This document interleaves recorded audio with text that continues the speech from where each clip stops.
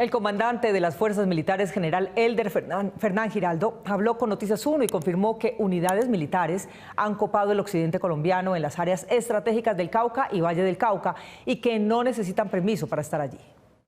El general Elder Fernán Giraldo, comandante de las fuerzas militares, ordenó despliegues simultáneos de unidades de combate para perseguir a los miembros de la disidencia Jaime Martínez de las antiguas FARC, que el pasado martes asesinaron con tatucos, granadas y fusiles a 6 jóvenes soldados. En este momento una serie de movimientos de personal. Lo primero es cumpliendo la orden del señor presidente. Ya se han establecido unas áreas de mayor criticidad, se ha determinado tener allí soldados profesionales. Esto no quiere decir de que sea o estemos pasando nosotros al repliegue.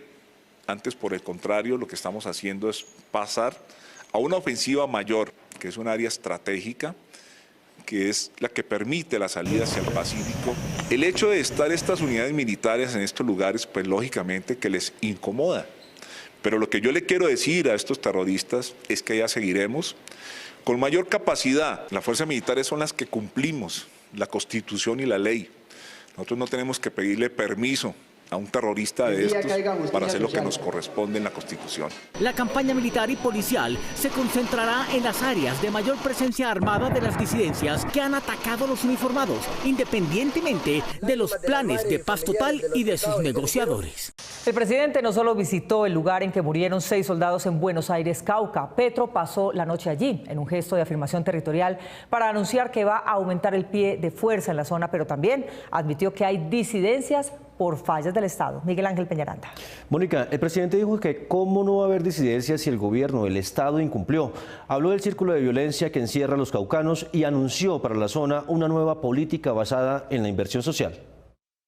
El viaje del presidente Petro a la zona en que murieron bajo ataque de las disidencias de las FARC 6 soldados y quedaron heridos otros 7 no se limitó al lugar exacto del ataque, municipio de Buenos Aires, Cauca. Pernotó ahí contra las recomendaciones de seguridad como un acto de afirmación del control territorial del Estado. Aquí se hará una fuerte política social ligada a una mayor capacidad del ejército en el control del territorio. Después se trasladó a Buenaventura, en donde afirmó que existen factores que en el conflicto armado el Estado también tiene responsabilidad. Y ahora nos asustamos porque hay disidencias. ¿Cómo no iban a haber disidencias si incumplieron el acuerdo de paz? Si el Estado cuando incumple es un generador de la violencia mismo. Para Petro, ver jóvenes asesinados y heridos en estas acciones debe sacudir a toda la sociedad y preguntarse si las instituciones están cumpliendo con su tarea. Las ráfagas, las granadas, etcétera, el desespero, la pérdida de amigos, el no poder hacer nada, los llantos de los sobrevivientes. A veces, digamos, uno diría, Colombia está condenada a una especie de violencia perpetua que varía en el tiempo, que se transforma, pero no cede. Los cuestionamientos de Petro, no obstante que hoy es el jefe del Estado, tocaron al propio establecimiento. Es que 6.000 millones de dólares es mucha plata para entregársela a los campesinos en forma de tierra a las campesinas. Pero sí se van y se tiran un poco de plata en unas 4G de autopistas que solo sirven para importar productos de los puertos para matar la producción nacional en las grandes ciudades de Colombia. El ministro de Defensa, Iván Velázquez, anunció que habrá cambios operacionales para que sea claro que a las zonas de conflicto solo llegarán soldados profesionales con alta preparación militar. La población civil que está bajo fuego en la zona de Buenos Aires, Cauca, dice que se siente frustrada porque en la política de paz total todavía no se conoce la estrategia humanitaria que impida que los civiles sean víctimas de las balas. De acuerdo con la Corporación Justicia y Dignidad, que trabaja del lado de las víctimas del conflicto en el Cauca y Valle del Cauca, después de muchas horas de que 6 soldados que se encontraban custodiando la vereda Munchique del municipio caucano de Buenos Aires, 24 horas sin que los cuerpos de los soldados puedan ser levantados.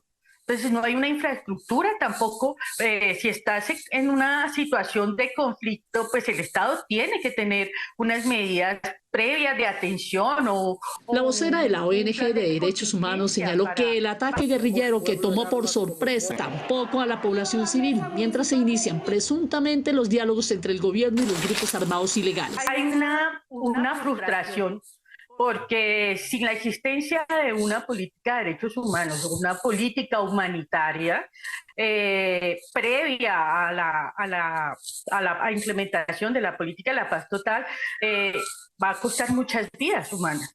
Realmente se necesita un cese al fuego que no cueste más vidas y que no, digamos, la situación de los defensores de derechos humanos y líderes sociales es una situación bastante compleja. Los defensores de derechos humanos le solicitaron al gobierno Petro identificar a los grupos criminales. Y empezamos. Noticias 1 conoció un borrador del decreto que prepara el equipo jurídico de la presidencia para escoger el método de selección y los nombres de los posibles gestores de paz de la primera línea que están presos hoy. Guillermo Gómez. Mónica, está prácticamente decidido que los miembros de ese comité de selección serán Alfonso Prada, ministro del Interior, Iván Velázquez, ministro de Defensa, Néstor Osuna, ministro de Justicia, y el director del DAPRE, Mauricio Liscano. Noticias 1 conoció un borrador preliminar con el texto del que sería el decreto con que se crea una comisión para la promoción de la paz, la reconciliación y la participación ciudadana que estudiará los casos de líderes juveniles de las marchas y protestas ciudadanas que hoy se encuentran presos y que serían nombrados gestores de paz y por esta vía quedarían en libertad.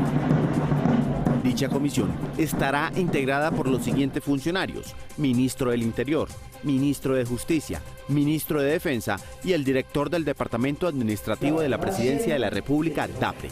Ellos tendrán las siguientes funciones: definir los lineamientos para que el presidente pueda escoger los nombres de los capturados que serán gestores, construir una lista con los ciudadanos capturados que sean admisibles para esta función de paz, recomendar la exclusión o continuidad del vocero de ese grupo de gestores de acuerdo con la evaluación que haga el comisionado de paz. La Secretaría Técnica de esta comisión será ejercida por la Oficina del Alto Comisionado para la Paz, quien citará a los miembros de la comisión, coordinará las actividades de apoyo de esa comisión y servirá de enlace con los gestores.